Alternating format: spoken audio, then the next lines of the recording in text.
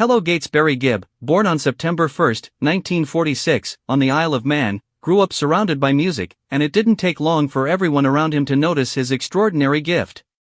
As the second of 5 children, he stood out early on for his ability to create melodies that connected deeply with people. When his family moved to Australia in the late 1950s, Barry and his younger twin brothers, Robin and Maurice, started performing together, slowly shaping the sound that would make the Bee Gees one of the most iconic groups in music history.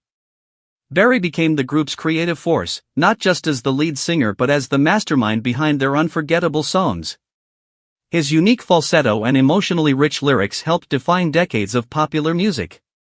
When the family returned to England in the 1960s, the Bee Gees found international fame with songs like To Love Somebody in Massachusetts, solidifying Barry as one of the great songwriters of his generation. By the 1970s, the Bee Gees reinvented themselves, leading the disco revolution with songs like Stayin' Alive and How Deep Is Your Love.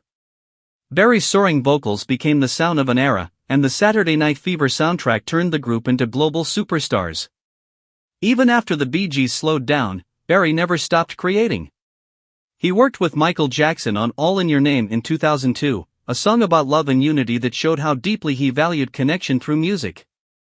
His later years were filled with heartfelt projects, including collaborations with his son Steve, proving that music had always been a family affair for him. Barry's contributions went far beyond his own performances. He wrote for music legends like Barbra Streisand, Dolly Parton, and Diana Ross, crafting timeless hits that transcended genres.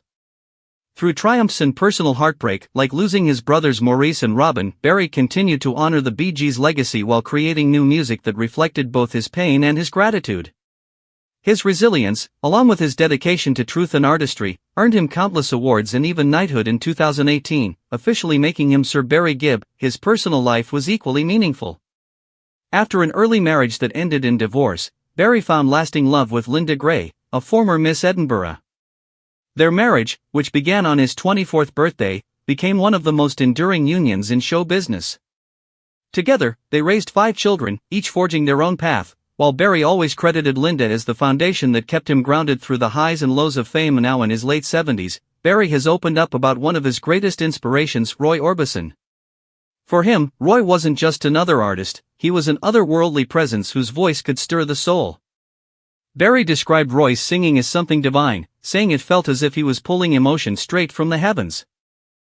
Songs like Crying, Only the Lonely, and Oh, Pretty Woman taught Barry that true artistry came from vulnerability, from being unafraid to pour your heart into every word.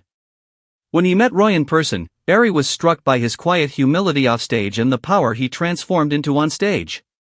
He admired that Roy didn't rely on ego, he simply let his music speak for itself. Barry remembered how Roy's career went through highs and lows, just like his own.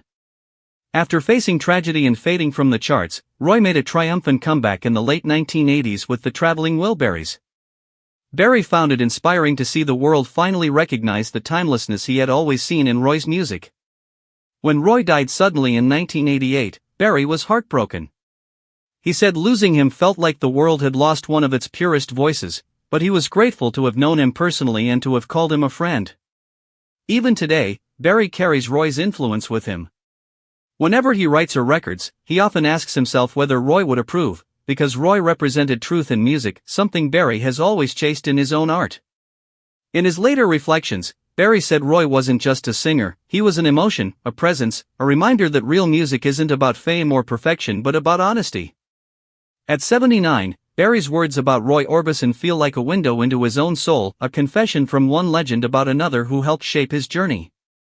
Both men, in their own ways, gave the world music that endures, filled with love, pain, and truth that will never fade.